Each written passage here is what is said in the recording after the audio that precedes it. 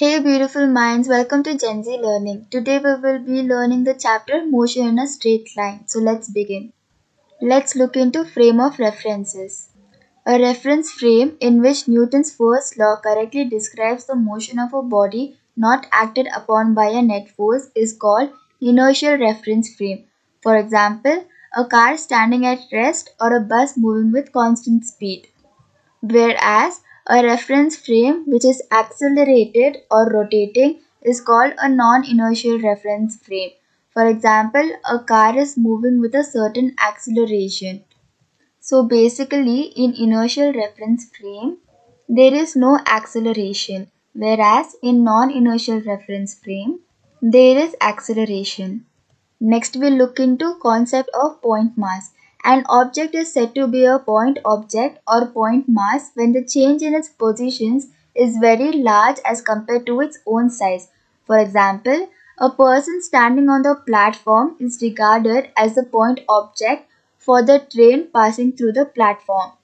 Here the train passing is very large compared to the person standing.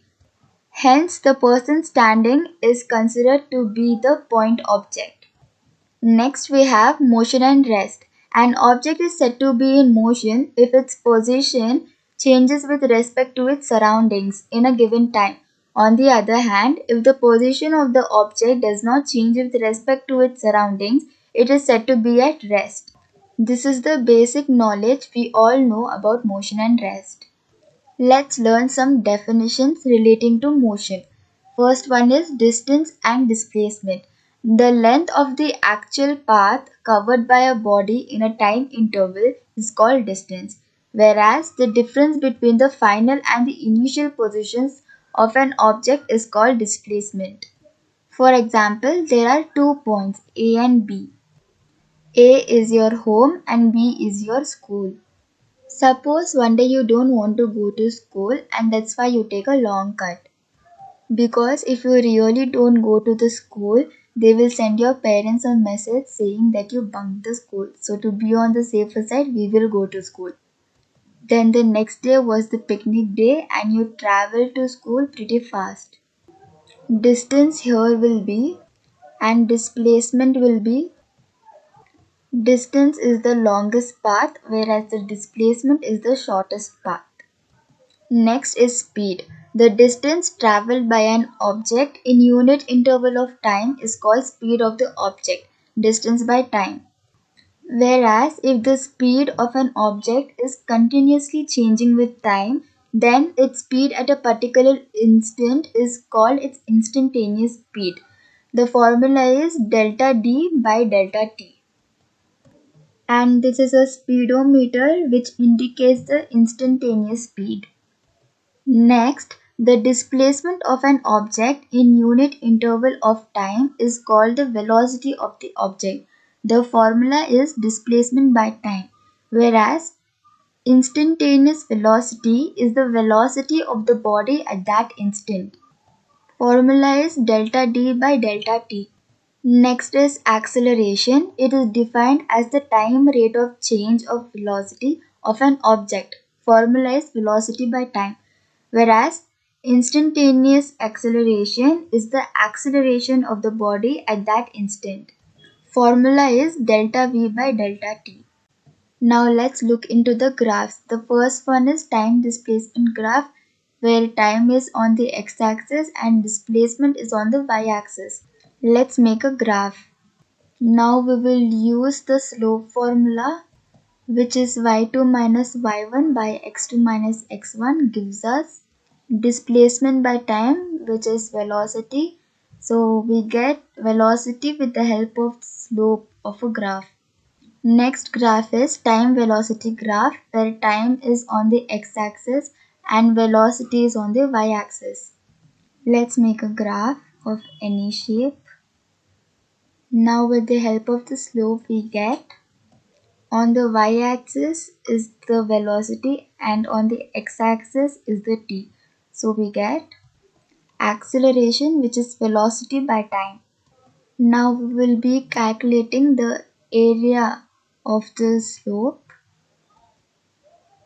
which is velocity into time. Velocity into time is nothing but displacement. So through the area of slope we get displacement. Next graph is time acceleration graph, where time is on the x-axis and acceleration is on the y-axis. Let's make a graph. Now if we calculate the area of the graph, which is acceleration into time, we get velocity, change in velocity, delta v, change in velocity. Equations of motion by graphical method. Velocity after a certain instant, our first equation. The graph is velocity time. Now for example, there is an initial velocity over here which is u, and the graph is going up to here which is v, final velocity. Let me just complete the graph. Done. And this will also be final velocity. This will be u, and the distance between v and u will be v minus u, and then here we have t. So if we calculate the slope of the velocity time graph with the help of the formula y2 minus y1 by x2 minus x1, we get acceleration. Now how do we find x1 y1 and x2 y2? This will be x1 y1 and this will be x2 y2. So on the y-axis we have y1 as u and y2 as v. And on x-axis for x1 we have 0 and for x2 we have t. So y2 we have v minus y1 we have u, x2 we have t minus x1 0. So we get a is equal to v minus u by t minus 0. Now we multiply t with a and get at is equal to v minus u. Now we rearrange, we get v is equal to u plus at. This is the first equation. If you didn't understand this, the capital T here is the distance from x1 to x2, whereas the 0 here is the initial time and the small t here is the final time. Let's move on to the second equation, displacement after a certain instant. Now we will be calculating the area of the velocity time graph. As we saw previously, the area of time velocity graph will give us displacement. So the formula for second equation goes like this. Area is equal to area of rectangle, which is length into breadth, plus area of triangle, which is half into base into height. So area is displacement S is equal to area of rectangle L, which is u, and breadth, which is t. So ut plus area of triangle half into base into height.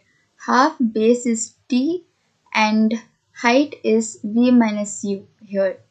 Using the first equation, v is equal to u plus at, we get a is equal to v minus u by t. Multiplying the t here, we get at is equal to v minus u. Using this here, we get s is equal to ut plus half at square, and this is how we derive the second equation. Let's move on to the third equation, velocity after a certain position. Just like in the second equation, we will be calculating area in this equation as well. So the formula goes like area is equal to area of trapezium. We know that area is displacement, so S is equal to area of trapezium is half into sum of parallel sides into height. We get S is equal to half into sum of parallel sides, which is u plus v, into height. Height is t. Since t is not used in this equation, we will be replacing it by making use of the first equation. V is equal to u plus at. We get a is equal to v minus u by t. Then we get t is equal to v minus u by a. Using this here, we get s is equal to half into u plus v into v minus u by a. U plus v or v plus u both are the same.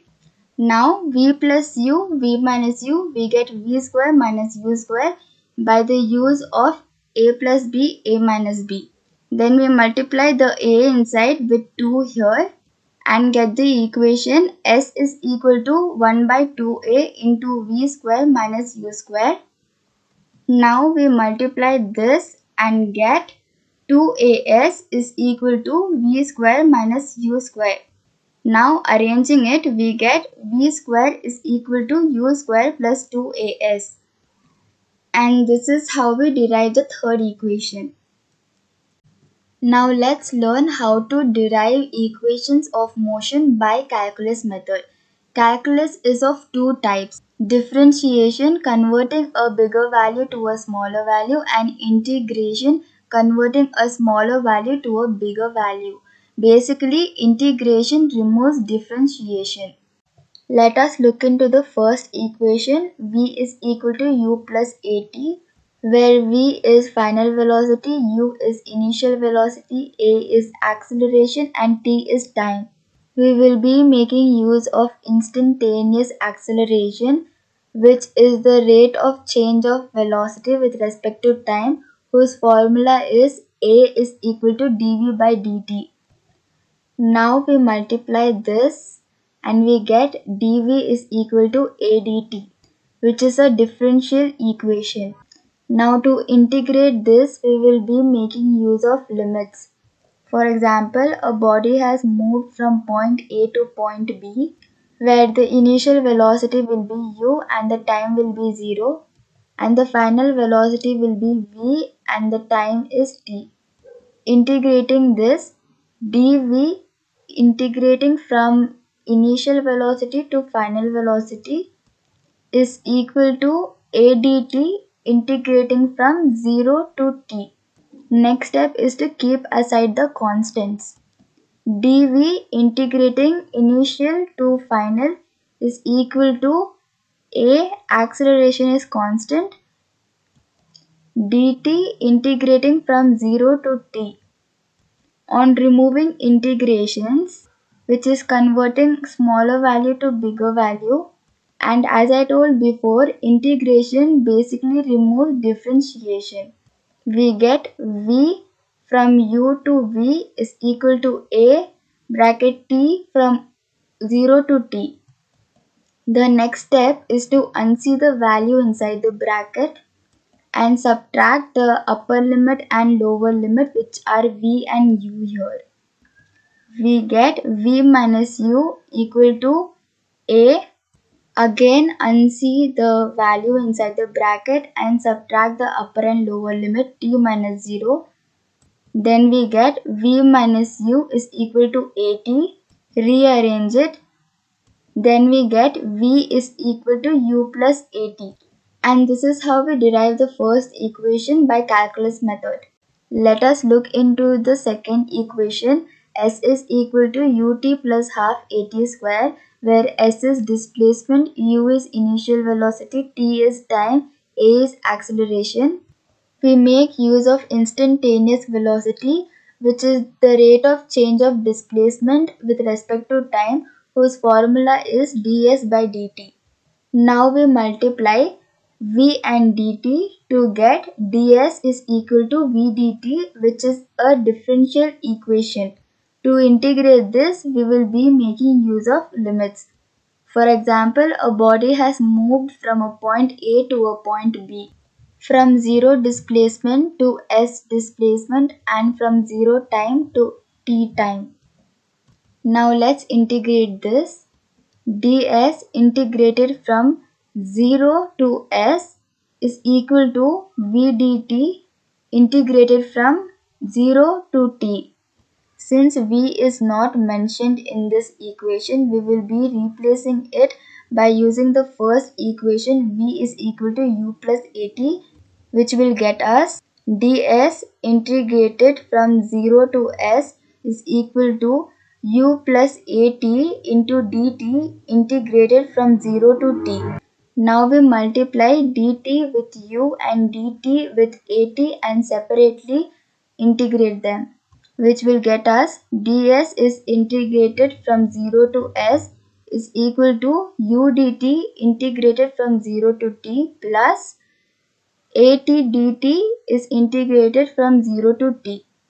Next step is to put aside the constants, which are u and a. We will get ds integrated from 0 to s is equal to u dt integrated from 0 to t plus a t dt integrated from 0 to t. Next step is to remove integration. Converting smaller value to bigger value basically remove differentiation. We will get s from 0 to s is equal to u bracket t from 0 to t plus, since this is similar to the format x dx, we can use the formula x to the power n plus 1 by n plus 1, which will give us t square by 2. So plus a t square by 2 from 0 to t. Next step is to unsee the value inside the bracket and to subtract the upper limit with the lower limit. Then we will get s minus 0 is equal to u t minus 0 plus a t square minus 0 square by 2. Here, when the denominator has a number, we multiply it outside the bracket and get the equation s is equal to ut plus half at square. This is how we derive the second equation by calculus method. Let us look on to the third equation. V square is equal to u square plus 2as, where v is final velocity, u is initial velocity, a is acceleration and s is displacement. We make use of instantaneous acceleration, which is the rate of change of velocity with respect to time, and whose formula is dv by dt. Next step is to multiply ds on both the numerator and denominator. Then shift the denominators with each other. Then we get a is equal to dv by ds into ds by dt. But ds by dt is velocity. So we get a is equal to dv by ds into v. Multiplying ds with a, we get a ds is equal to v dv. To integrate this, we make use of limits. For example, a body has moved from a point A to a point B from initial velocity u to final velocity v and from 0 displacement to s displacement. Integrating this, ADS integrated from 0 to s is equal to VdV integrated from u to v. Next step is to keep aside the constants, and here the only constant is acceleration. We get a ds integrated from 0 to s is equal to v to the power 1 dv integrated from u to v. Since v dv is a similar format like x dx, we can use the formula x to the power n plus 1 by n plus 1 and get v square by 2. Next step is to remove integration symbol. Converting the smaller value to a bigger value, we get a s from 0 to s is equal to v2 by 2 from u to v. Now we unsee the value inside the bracket and subtract the upper limit with the lower limit and get a s minus 0 is equal to, since there is a value inside the bracket in the place of denominator, we multiply it outside the bracket and get half v square from u to v. Next we get as is equal to half. We unsee the value inside the bracket and subtract the upper limit with the lower limit and get v square minus u square, which gives us 2as is equal to v square minus u square. By multiplying 2 and as, then we rearrange this and get v square is equal to u square plus 2as, and this is how we derive the third equation by using calculus method. Congrats guys, we made it till the end of the chapter. Hope you liked the video and hit that subscribe button for more such videos.